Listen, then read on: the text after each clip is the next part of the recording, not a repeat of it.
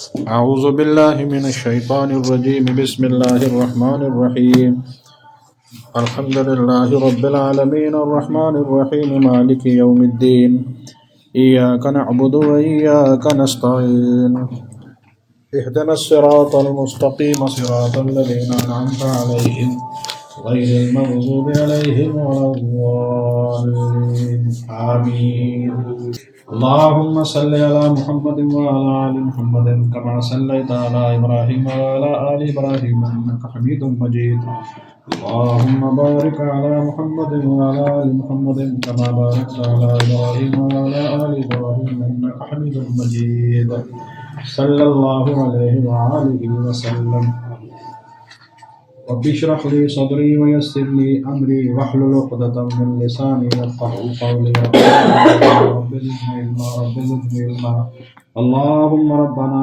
زدنا علما آمين۔ آج ہم اللہ رب العزت کے فضل و کرم سے سورۃ العنکبوت جو ہے وہاں سے شروع کر رہے ہیں۔ یہ 4 سورتیں قرآن حکیم کے جو ہیں وہ الف لام میم سے شروع ہو رہے ہیں۔ سورہ العنکبوت، پھر اس کے بعد سورہ دوسرے نمبر پر آ جائے گی سورہ لقمان، سورہ روم اور سورہ الف لام میم سے۔ یہ ساری کی ساری صورتیں الف لام میم سے شروع ہو رہی ہیں۔ 4 کی 4 صورتیں ہیں، ان کے مضامین سارے کے سارے اجتماعی طور پر اگر دیکھا جائے تو سورہ البقرہ اور سورہ آل عمران کے کچھ مضامین سے ملتے ہیں۔ ٹھیک ہے، ابھی پہلا ہی مضمون جو آئے گا تو آپ کو میں آپ کے سامنے مثالیں رکھوں گا تو آپ کو پتہ چل جائے گا۔ اعوذ باللہ من الشیطان الرجیم بسم اللہ الرحمن الرحیم۔ شروع کرتے ہیں اللہ کے نام سے جو بڑا مہربان ہے۔ الف لام میم، الف لام میم۔ احسب الناس، کیا سمجھا ہے لوگوں نے، این یترکو کہ انہیں چھوڑ دیا جائے گا، این یقولو صرف یہ کہنے پر کہ آمنا ہم ایمان لے آئے ہیں، یعنی یہ زبانی اقرار کہنے کے اوپر جو ہے ان کو چھوڑ دیا جائے گا، ایسا نہیں ہے۔ وہم لا یفتنون، اور وہ آزمائے نہیں جائیں گے۔ دیکھیے ایک بات جو ہے وہ آپ ذہن میں رکھیے کہ دنیاوی زندگی کے اندر بھی آپ بشر ہیں۔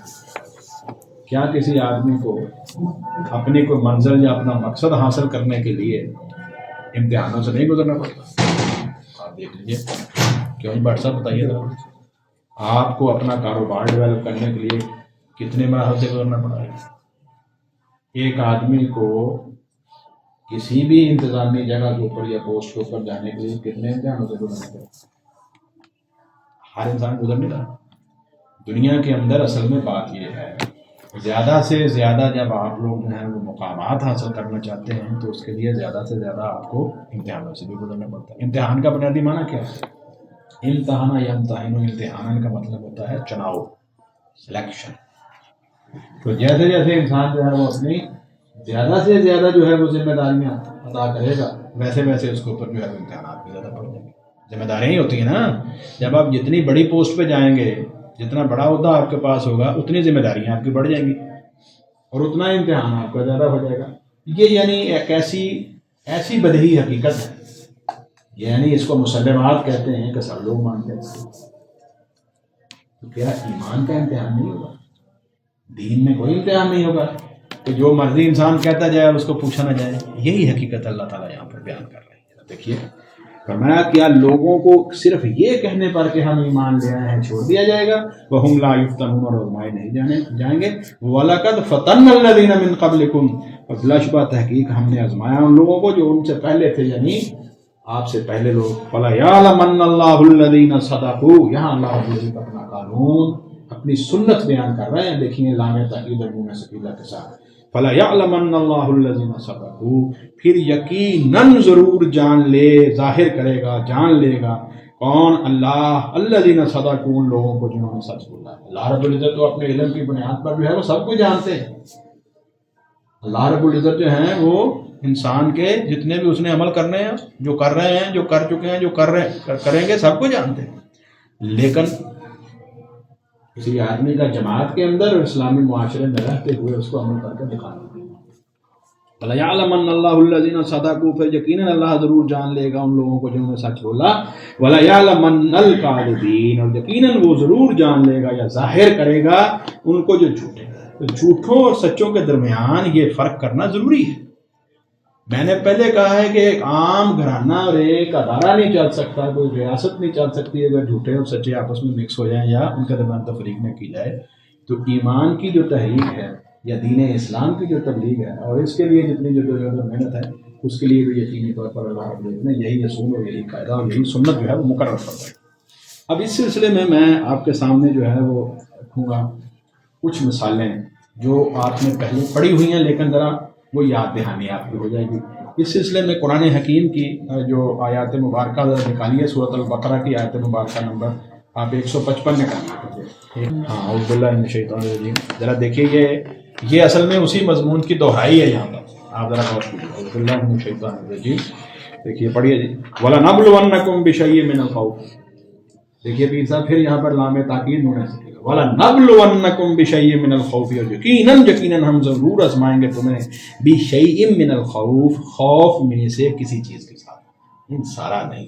اللہ تعالیٰ کسی کے سارے مال کو نہیں لیتے، ساری جان نہیں اللہ تعالیٰ لیتے، اور یہ جو نقصانات ہیں وہ بھی پورے نہیں، صرف اس حد تک جس حد تک کہ اس کی آزمائش ہو جائے، اس کا امتحان ہو جائے۔ مطلب کسی آدمی کو تکلیف میں ڈالنا نہیں ہے، یہاں مطلب کسی آدمی کو اللہ رب العزت جو ہے وہ کسی کو ضرر اور تکلیف میں ڈالنا اللہ کی شان نہیں، وہ تو رحیم و کریم ذات ہے، پھر ایسا کیوں ہو رہا ہے؟ کیوں جی پیر صاحب؟ لو جی، اس لیے کہ اس کا ایمان پختہ ہے اور اس کی جدوجہد آگے سے آگے بڑھتا ہے، ٹھیک ہے جی۔ وَلَنَبْلُوَنَّكُمْ بِشَيْءٍ مِّنَ الْخَوْفِ، یقیناً ہم ضرور آزمائیں گے تمہیں کسی چیز کے ساتھ خوف سے، وَالْجُوعِ اور بھوک سے، وَنَقْصٍ مِّنَ الْأَمْوَالِ وَالْأَنفُسِ وَالثَّمَرَاتِ اور مالوں سے اور جانوں سے اور پھلوں کی کمی سے، وَبَشِّرِ الصَّابِرِينَ، اور یہ ثمرات جو ہیں اصل میں صرف پھل کے اوپر نہیں بولا جاتا، ہر طرح کی نباتات جو ہے وہ اس کے اوپر بولا جاتا ہے، ہر طرح کی جو ہے وہ آپ تجارت جو آپ کر رہے ہیں نباتات کے اوپر، سبزی ہے، پھل ہے، اناج ہے، اس میں بولا جاتا ہے، سب کی کمی جو ہے اس سے اللہ رب العزت فرماتے ہیں کچھ نہ کچھ ہم آزمائیں گے، وبشر الصابرین، اور خوشخبری دے دیجیے صبر کرنے والوں کو۔ ایمانت داری ایک ایسی چیز ہے دنیا کے اندر جس کی قیمت چکانی پڑتی ہے، اسی طرح ایمان بھی ایک ایسی چیز ہے جس کی قیمت چکانی پڑتی ہے، اور اس کے اوپر اگر آپ کو کوئی جانی اور مالی جو ہے وہ نقصان ہو جائے تو کوئی بات نہیں، کیا کریں گے آپ؟ صبر۔ صبر کا معنی کیا ہے؟ برداشت کرنا، رکنا، ٹھیک ہے جی۔ بشر الصابرین، اور خوشخبری دے دیجیے صبر کرنا۔ والذین اذا اصابتهم مصیبۃ، اور وہ لوگ جب انہیں پہنچتی ہے کوئی مصیبت، قالوا، وہ کہتے ہیں انا للہ و انا الیہ راجعون، بلا شبہ ہم اللہ ہی کے لیے ہیں اور یقیناً ہمیں اللہ ہی کی طرف لوٹ کر جانا ہے۔ جب ہم ہیں ہی اللہ تعالیٰ کے تو پھر جو ہے وہ ہمیں کیا پریشانی ہے؟ اولئک علیہم صلوات من ربہم ورحمہ، یہ وہ لوگ ہیں کہ ان کے اوپر اللہ رب العزت کی مہربانیاں اور رحمتیں ہیں، واولئک هم المہتدون، یہ ہیں ہدایت والے۔ یہ پہلا مضمون ہے جس کو آپ اب اسی طرح ہی آیت مبارکہ سورہ البقرہ کی 214 جو ہے اس کو ذرا آپ نکال لیجیے، اسی پارہ کے اندر جو ہے پارہ نمبر 2 کے اندر آیت نمبر 214 جب آپ نکالیں گے تو وہاں پر آپ کو یہی مضمون جو ہے وہ اللہ رب العزت بیان فرمائیں گے۔ اعوذ باللہ من الشیطان الرجیم، یہ دیکھیے آیت مبارکہ، ام حسبتم ان تدخلوا الجنۃ، کیا تم لوگوں نے خیال کر رکھا ہے کہ تم جنت میں داخل ہو جاؤ گے؟ ولما یأتکم مثل الذین خلوا من قبلکم، جبکہ ابھی تو تمہیں جو ہے وہ پچھلے لوگوں کی طرح مشکلیں آئی ہی نہیں ہیں، پریشانی تمہیں آئی ہی نہیں ہے۔ مستہم البأساء، انہیں تو پہنچی سختی، والضراء، اور تکلیف، وزلزلوا، اور وہ ہلا دیے گئے، حتیٰ یقول الرسول، حتیٰ کہ وقت کے نبی صلی اللہ علیہ وسلم بھی پکار اٹھے، والذین آمنوا معہ، اور وہ لوگ جو ایمان لائے اس پیغمبر کے اوپر، متی نصر اللہ، اللہ کی مدد کدھر ہے؟ آپ اندازہ لگا لیجیے کس حد تک جو ہے وہ پریشانی سے گزرے۔ متی نصر اللہ، اللہ کی مدد کب آئے گی؟ الا ان نصر اللہ قریب، آپ آگاہ ہو جائیے اللہ کی مدد جو ہے وہ انتہائی قریب ہے، اللہ رب العزت کی مدد جو ہے وہ انتہائی قریب ہے۔ اسی طرح سورہ آل عمران کے اب آپ پہنچ جائیے مقام کے اوپر، 142 نمبر آیت جو ہے اس کے اوپر اللہ رب العزت جو ہے وہ تیسرا، سورہ آل عمران تیسری صورت ہے اور چوتھی جو ہے چوتھا پارہ ہوگا، اور اس کی آیت مبارکہ نمبر 142 ہوگا، وہ بھی ذرا دیکھ لیجیے۔ 142 نمبر سورہ مبارکہ کے اندر اللہ رب العزت فرماتے ہیں، اعوذ باللہ من الشیطان الرجیم، ام حسبتم ان تدخلوا الجنۃ ولما یعلم اللہ الذین جاہدوا منکم ویعلم الصابرین۔ یہ مضمون پہلے بھی اس لیے میں دہرا رہا ہوں کہ آپ کو یاد ہو جائے کہ ہم اس مضمون سے سورہ بقرہ اور آل عمران میں گزر چکے ہیں۔ وَلَقَدْ كُنْتُمْ تَمَنَّوْنَ الْمَوْتَ مِنْ قَبْلِ أَنْ تَلْقَوْهُ فَقَدْ رَأَيْتُمُوهُ وَأَنْتُمْ تَنظُرُونَ، یہ اصل میں سارا گفتگو جو ہے وہ واقعہ جنگ احد کے پیرا میں گفتگو ہو رہی ہے۔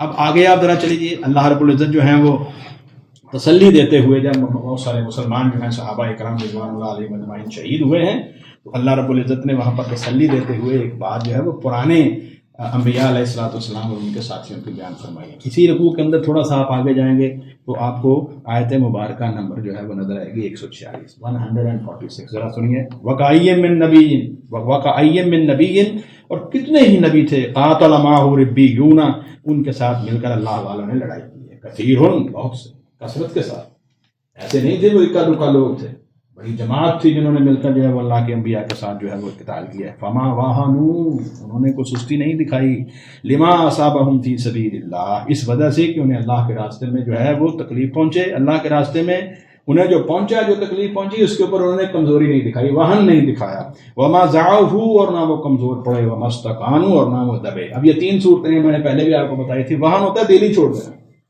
کسی جدوجہد جو ہے اس کے لیے تیار ہی نہ ہونا، دل چھوڑ کے بیٹھنا، یہ وہن ہے۔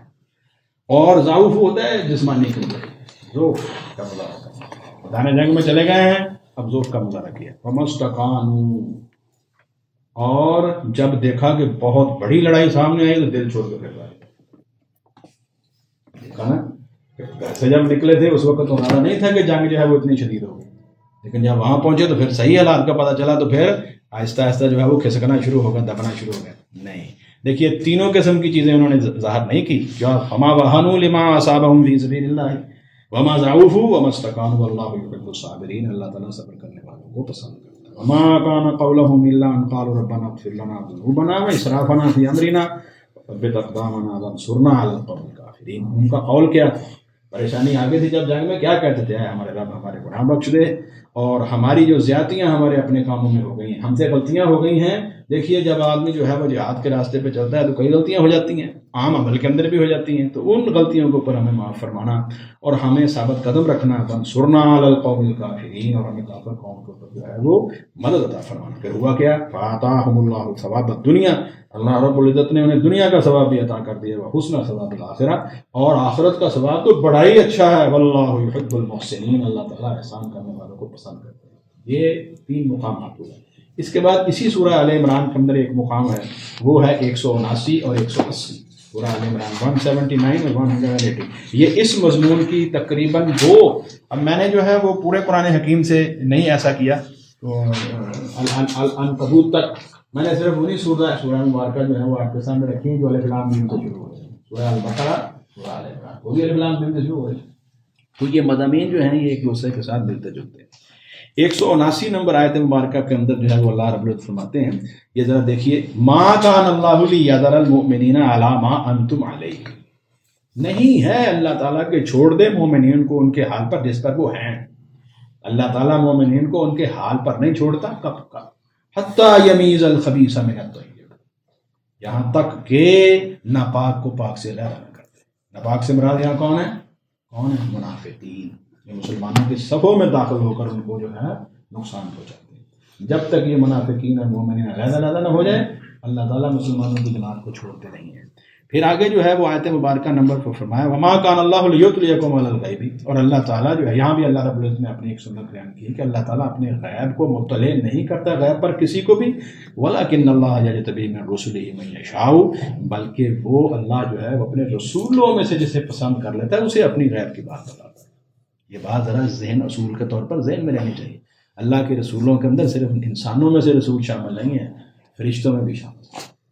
فرشتوں کو سب سے پہلے جو ہے وہ علم، اور سارے فرشتوں کے اوپر اللہ تعالیٰ وحی نہیں کرتا، جس طرح سارے انسانوں کے اوپر وحی نہیں ہوتی ہے، انبیاء کے اوپر ہوتی ہے، اس طرح فرشتوں کے اندر بھی رسولوں کے اندر وحی ہوتی ہے، ان کے اوپر اللہ رب العزت اپنا غیب ظاہر کرتے ہیں، اور وہ رسول جو ہیں وہ اپنا غیب جو ہے جو اللہ رب العزت غیب عطا فرما دیتے ہیں، وہ پھر آگے بات سمجھ آ گئی۔ ہر ایک آدمی جو ہے وہ اٹھ کے جو ہے وہ دعویٰ نہیں کر سکتا نعوذ باللہ من ذالک کہ مجھے غیب کی خبر آ گئی ہے اور میرے اوپر وہی آ گئی ہے، اور جو لوگ یہ دعوے کرتے پھر رہے ہیں دنیا کے اندر، وہ جو یا تو کاہن ہے یا ساحر یا مجنون ہے یا دنیا دار ہیں۔ آگ فرمایا فآمنوا باللہ ورسولہ، چنانچہ اب اللہ کے رسول حضرت محمد الرسول صلی اللہ علیہ وسلم آ چکے ہیں، ایمان لاؤ اللہ پر، اس کے رسولوں پر، وَإِن تُؤْمِنُوا وَتَتَّقُوا، اور اگر تم ایمان لاؤ گے تقوی اختیار کرو گے، فَلَكُمْ أَجْرٌ عَظِيمٌ، تو تمہارے لیے بڑا اجر عظیم ہے۔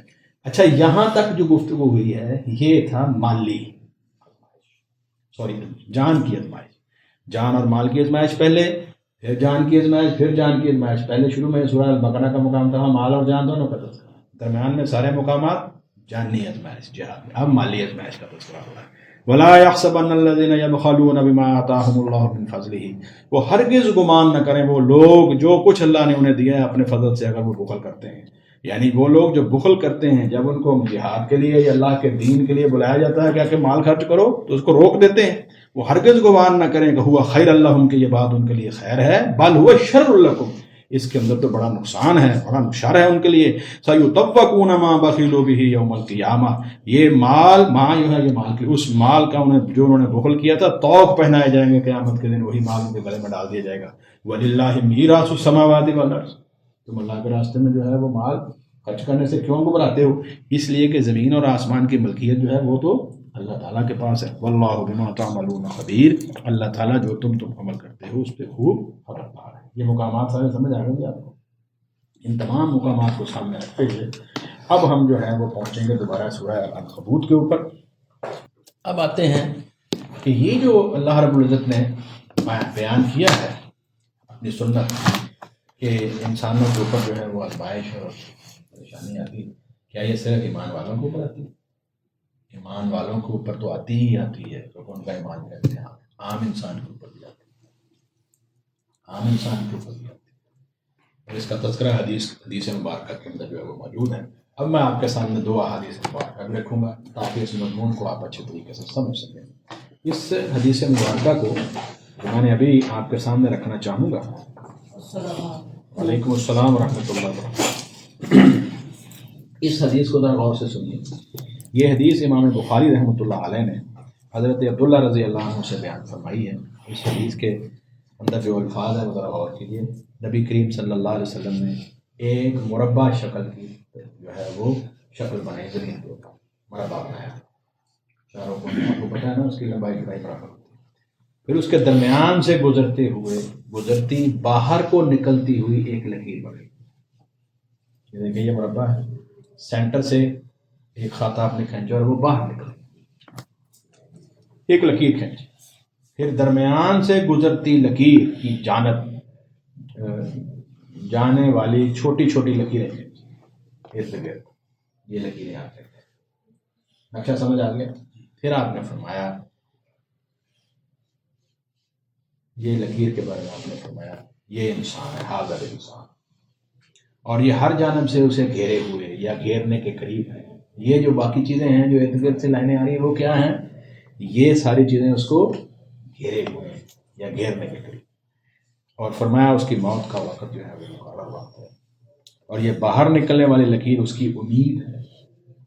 یہ انسان جو ہے وہ چوکٹے کے اندر جو ہے بند ہے، یہ اس کے اندر، اور یہ اس کی باؤنڈری لائن ہے جو اس کی موت کو اور اس کی زندگی کو ڈیفائن کر رہی ہے. ظاہر ہے آپ لوگ جو ہے وہ یہ اگر 4 کونوں والی کسی مشکل چیز کے اندر بیٹھے ہوئے ہیں تو اس کی حد بندی تو ہو گئی ہے نا، یعنی اس کی زندگی سے لے کر اس کی موت. اب موت یہ جو لکیر ہے یہ تو آگے جا رہی ہے، اور یہ چھوٹی چھوٹی لکیریں کیا ہیں؟ یہ جو ہیں اس کے اوپر آنے والی چھوٹی چھوٹی پریشانیاں، مصیبتیں جو کہ یکے بعد دیگرے اس کے اوپر آتی رہتی ہیں. لیکن یہ جو درمیان والی لکیر ہے یہ کہاں جا رہی ہے بنا؟ یہ تو مربع کو کراس کر کے باہر جا رہی ہے. یہ کیا ہے؟ اس کی امیدیں. وہ امیدیں جو ہیں وہ کبھی بھی پوری نہیں ہوتی حتیٰ کہ موت اس کے ساتھ اوپر آ جاتی. یہ حضرت صلی اللہ علیہ وسلم، یہ بخاری شریف کی حدیث ہے. فرمایا کہ یہ انسان ہے اور یہ ہر جانب سے اسے گھیرے ہوئے اس کی موت کا موقع ہے، یا گھیرنے کے قریب اس کی موت کا مقررہ وقت ہے، اور یہ باہر نکلنے والی لکیر اس کی امید ہے، اور یہ چھوٹی لکیریں مصیبتیں ہیں. بس اگر ایک مصیبت اس سے چوک گئی تو دوسری مصیبت اسے پہنچ گئی. رسول اللہ صلی اللہ علیہ وسلم نے فرمایا اور اگر وہ بھی اسے نہ پہنچی تو ایک اور مصیبت اسے پہنچ جائے گی.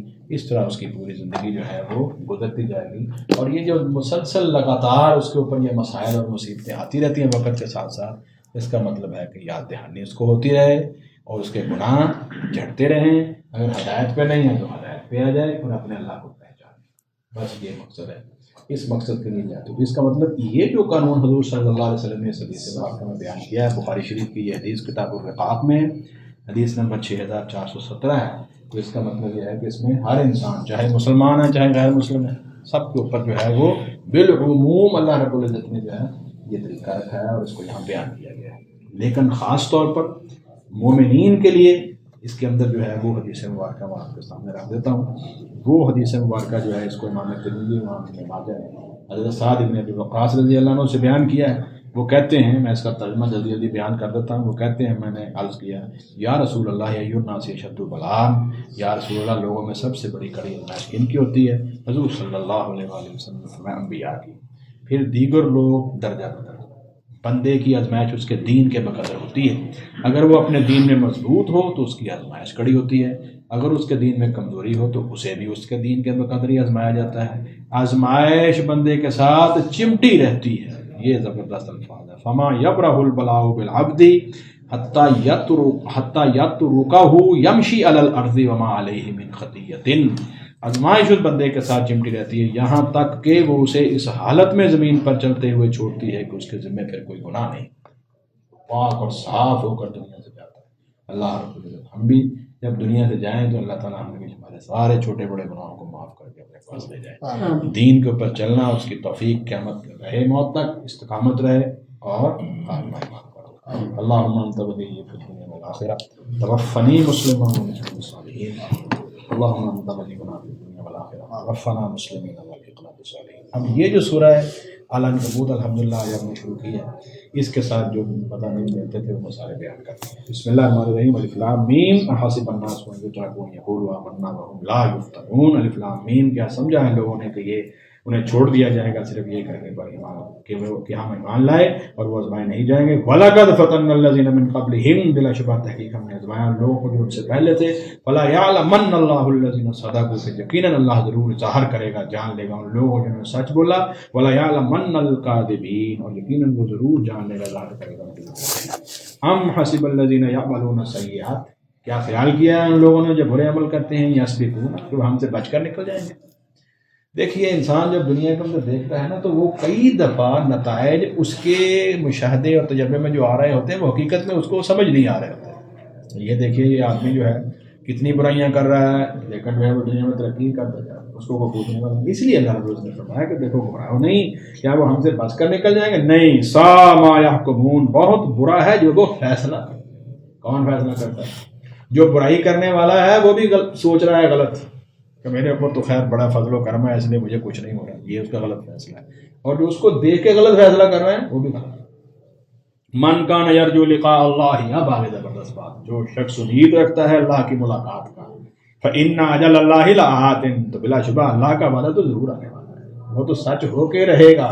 وہو السمیع العلیم، وہی خوب سننے والا، خوب جاننے والا ہے. یہ اس وقت کے حالات ہیں مکہ مکرمہ میں جب رسول اکرم صلی اللہ علیہ وسلم کی اور آپ کے صحابہ اکرام کے اوپر جو ہے وہ یعنی کیا کہتے ہیں کہ تشدد بہت زیادہ بڑھ گیا تھا. یعنی وہ جو پہلے تھا پہلے مذاق ہوتا رہا، پھر آپ کے اوپر الزامات لگنے شروع ہو گئے، یہ شاعر ہے نعوذ باللہ، یہ ساحر ہے، یہ مجنون ہے نعوذ باللہ، پھر قذاب ہے، اس طرح کی باتیں ہونی شروع ہو گئی نعوذ باللہ. پھر صحابہ اکرام کے اوپر تشدد شروع ہو گیا. اب اس وقت صحابہ اکرام کو یہ سارے جو ہے مضامین قرآن حکیم اتر رہا ہے اور سمجھایا جا رہا ہے. اور اسی لیے اسی کے اندر مضمون ہجرت کا بھی آ جائے گا. کوئی بات نہیں، یہاں سے نکلیں ہجرت کریں، حبشہ کی جانب اور مدینہ کی جانب ہجرت کیجیے. من کان یرجو لقاء اللہ فإن اجل اللہ لآت وہو السمیع العلیم. ومن جاہد، اور جو کوئی جہاد کرے، جو کوئی کوشش کرے، فإنما یجاہد لنفسہ، تو وہ جہاد کرتا ہے اپنی ذات کے خاطر. اگر تم اللہ کے دین کے لیے کوشش کر رہے ہو تو اس کا کیا ہوگا؟ الٹیمیٹلی فائدہ کس کو ہوگا؟ تمہاری اپنی ذات کو. ان اللہ لغنی عن العالمین، یہ پر اللہ رب العزت نے اپنے سماد ہونے کا اور اپنی بہت بڑی جلال کا مظاہرہ کیا. یہ نہ سمجھو کہ تم نعوذ باللہ اپنی مال اور جان سے جہاد کر رہے ہو تو اللہ تعالیٰ کے اوپر احسان کر رہے ہو. کس لیے کر رہے ہو؟ اور اپنا کر رہے ہیں. آگے کیا کہا؟ ان اللہ لغنی عن العالمین، اللہ تعالیٰ یقیناً بڑا بے نیاز ہے تمام جہان والوں سے. کیا مطلب ہے؟ بے پرواہ نہیں ہے، لاپرواہ نہیں ہے. کیا تمہیں بے نیاز ہے؟ بے نیاز کون ہوتا ہے؟ جس کو کسی کی ضرورت نہ ہو. سمد وہ کون ہو؟ سمد کیا؟ سمد کی بھی یہی تعریف ہے. کون سی ذات ہے جس کو کسی کی ضرورت نہیں ہے، سب کو اس کی ضرورت ہے، سب کو اسی کی ضرورت ہے. تمام معاملات میں زندگی کے، چاہے وہ مالی ہوں، جانی ہوں، انسان کی ضروریات ہوں، وسائل ہوں، حتیٰ کہ ہدایت ہو، انسان کس کا محتاج ہے؟ اللہ تعالیٰ کے لیے فرمایا ان اللہ لغنی عن العالمین والذین آمنوا، پھر آگے بشارت آ گئی، تسلی آ گئی، اور وہ لوگ جو ایمان لائے وعملوا الصالحات، انہوں نے عمل کیے نیک، لنکفرن عنہم سیئات، اس سورہ مبارکہ کے اندر آپ دیکھ لیں شروع سے یہ مضمون چلتا آ رہا ہے، ولا یعلمن اللہ الذین صدقوا ولا یعلمن الکاذبین، پھر آگے دیکھیے یہ مضمون بار بار لام تاکید اور نون ثقیلہ کے ساتھ آئے گا، یہاں بھی آ رہا ہے والذین آمنوا وعملوا الصالحات لنکفرن عنہم سیئاتہم، تو یقیناً ضرور ہم مٹا دیں گے ان کی برائیاں، ولنجزینہم احسن الذی کانوا یعملون، اور یقیناً ہم انہیں ضرور جزا دیں گے بہترین ان اعمال کا جو وہ عمل کیا کرتے تھے، یعنی دیکھیے برائیاں ختم ہو گئی اور اعمال کا نتیجہ کیا نکلا؟ اس سے کئی گنا زیادہ بہتر، یہ اللہ تعالیٰ کا مطلب ہے۔ اچھا یہاں خاص طور پر جو ہے وہ معاملہ تو ظاہر ہے، گھروں میں اختلاف تو آ گیا تھا، ماں باپ بدر ہیں بچے دوسری طرف ہیں، ماں باپ کافر ہیں تو بچے مسلمان ہو گئے ہیں، اب گھر میں کیا ہو گئی؟ ایک اختلاف اور چکر، اور حضرت سعد بن ابی وقاص رضی اللہ عنہ کی والدہ محترمہ نے یہاں تک کہہ دیا بات چھوڑو محمد الرسول اللہ صلی اللہ علیہ وسلم، وگرنہ میں باہر بیٹھ جاؤں گی دودھ کے اندر اور بھوک ہڑتال کر دوں، کچھ نہیں کھاؤں گے، بھوکی پیاسے مر دھیان آ گیا حضرت سعد رضی اللہ عنہ، وہ بیٹھ ہی گئی، یہ اعلان ہی نہیں کیا انہوں نے، عملی طور پر بھی انہوں نے یہ کیا، عرب کی گرمی سر کے اوپر بیٹھ گئی وہاں، رسول اللہ صلی اللہ علیہ وسلم کے پاس آئے، تو یہاں پر یہ آیت مبارکہ جب نازل ہوئی تو پھر انہوں نے اپنی والدہ کو کہا کہ اماں جان اب دیکھ لیجیے آپ نے فیصلہ کرنا ہے، محمد الرسول اللہ صلی اللہ علیہ وسلم کا دین تو میں نے چھوڑنا نہیں ہے، اگر اس حالت میں آپ فوت ہو جاتی ہیں تو آپ کو، میں تو آپ کو دعوت دے رہا ہوں کہ آپ بھی ادھر آ جائیں۔ اس وقت اللہ تعالیٰ نے اس کا تقریباً نشان نزول یہی ہے۔ تو جنرلی اس کے اندر یہ ہے کہ آپ کے گھر سے اگر مسئلہ شروع ہو جائے پھر آپ نے کیسے جو ہے وہ عمل کا مظاہرہ کرنا، وَصَّيْنَا الْإِنسَانَ بِوَالِدَيْهِ حُسْنًا، اور ہم نے یقیناً تاکید کی ہے انسان کو کہ اپنے والدین کے ساتھ جو ہے وہ نیکی کرے، احسان کرے، اور یہ میں نے پہلے بھی بتایا ہے احسان وہ نیکی ہوتی ہے جو کسی بھی طرح کے بدلے کے بغیر کی جاتی ہے۔ والدین سے تو کچھ بندے کو ملتا نہیں بڑھاپے کے اندر، کیوں جی؟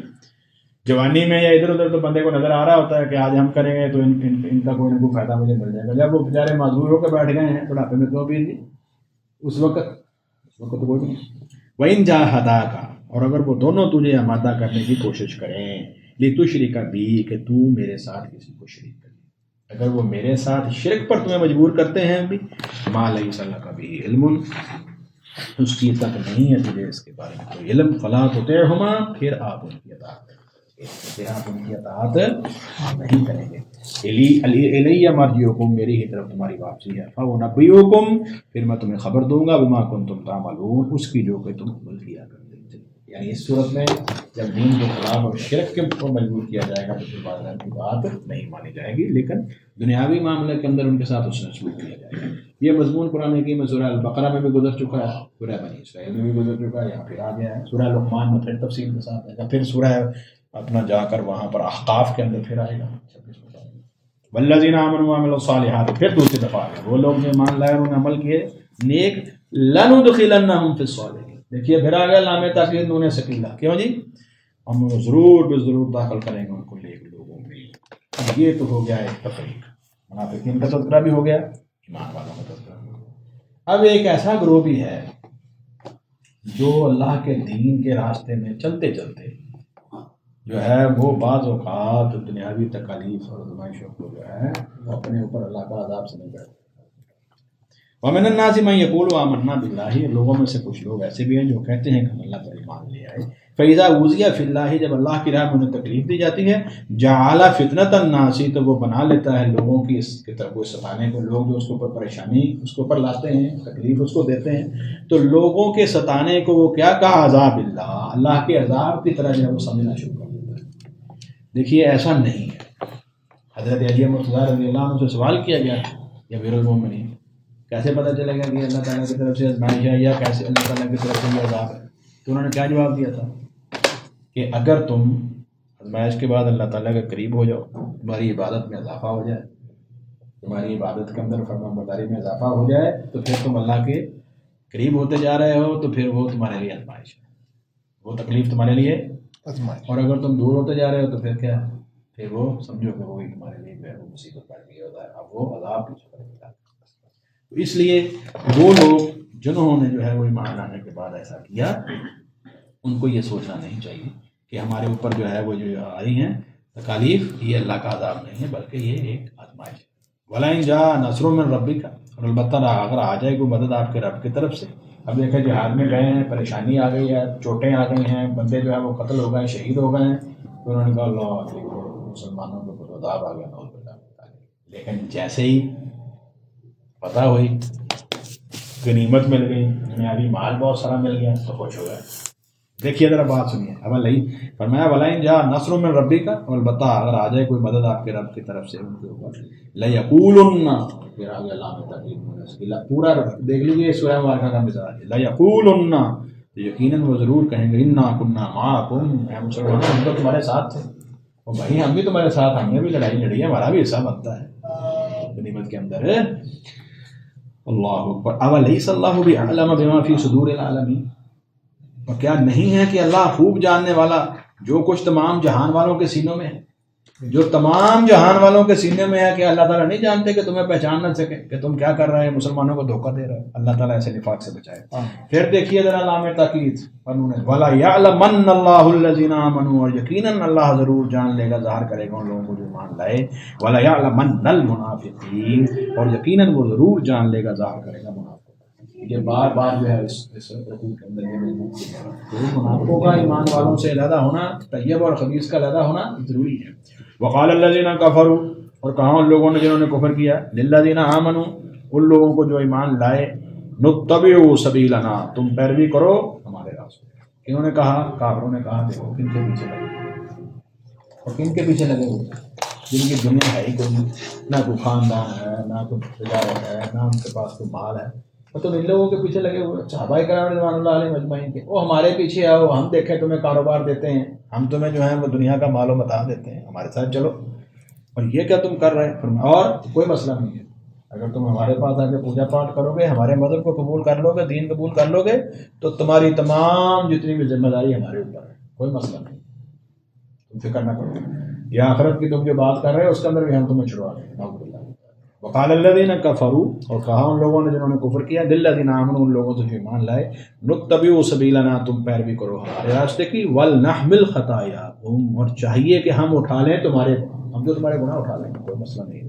وما هم بحاملین من خطایاہم من شیء، اللہ رب العزت فرماتے ہیں، اور دیکھو حالانکہ وہ نہیں ہیں اٹھانے والے ان کے گناہوں کو کچھ بھی، یہ ایک چھوٹا سا گناہ بھی ان کا نہیں اٹھاتے۔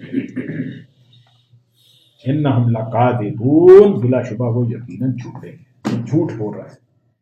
اور اب جب یہ جھوٹ بول رہے ہیں تو آگے سنیے، ایسا نہیں ہوگا کہ انہوں نے دنیا کے اندر یہ دعویٰ کر دیا ہے کہ ہم ان کے گناہ اٹھا لیں گے، لیکن جب یہ قیامت والے دن اٹھائیں گے تو پھر پتہ چلے وَلَا يَحْمِلُنَّ أَثْقَالَهُمْ، اور یقیناً وہ ضرور، اور دیکھیے پھر آگے اللہ نے پوری سورہ مبارکہ کا آغاز جو ہے وہ کتنے زوردار انداز سے ہوا ہے، آپ ذرا دیکھیے، وَلَا يَحْمِلُنَّ أَثْقَالَهُمْ، اور یقیناً وہ ضرور اٹھائیں گے اپنے بوجھ بھی، وَأَثْقَالًا مَعَ أَثْقَالِهِمْ، اور دوسروں کے بوجھ بھی اپنے بوجھوں کے ساتھ۔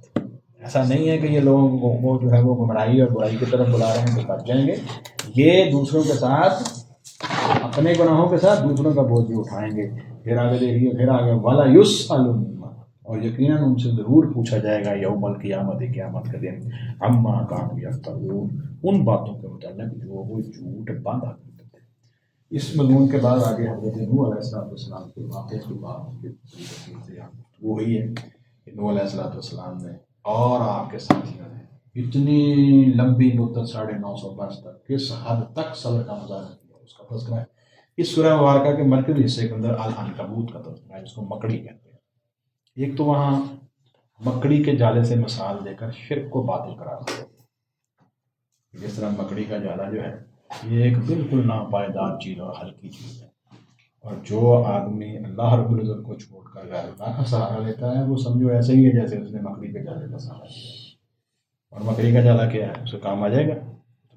دوسری بات اس کے اندر ایک بڑی باریک ہے کہ مکڑی ایک ایسا جانور ہے جس کا گھر بار بار تباہ ہوتا ہے، کبھی ہوا آئی اس کو اڑا کے لے گئی، کبھی آپ نے گھر کی صفائی کی تو اس کے جالے ختم کر دیے، لیکن اپنی جدت بڑی بات ہے، بہت مرکزی نقطہ ہے اس کا۔ جب مکڑی یا ایک مکڑی اپنی زندگی کے اندر اپنے گھر کو کئی مرتبہ، بلکہ کئی مرتبہ نہیں، کئی 100 مرتبہ جو ہے وہ بناتی ہے اپنی زندگی میں، اس لیے اس کی مثال سامنے رکھتے ہوئے تمہیں جو اس راستے میں جو تم نہیں چھوڑ۔ اگلی گفتگو ہم اگلی دفعہ کریں گے انشاءاللہ۔ سبحانک اللہم و بحمدک، اشہد ان لا الہ الا انت، نستغفرک و نتوب الیک۔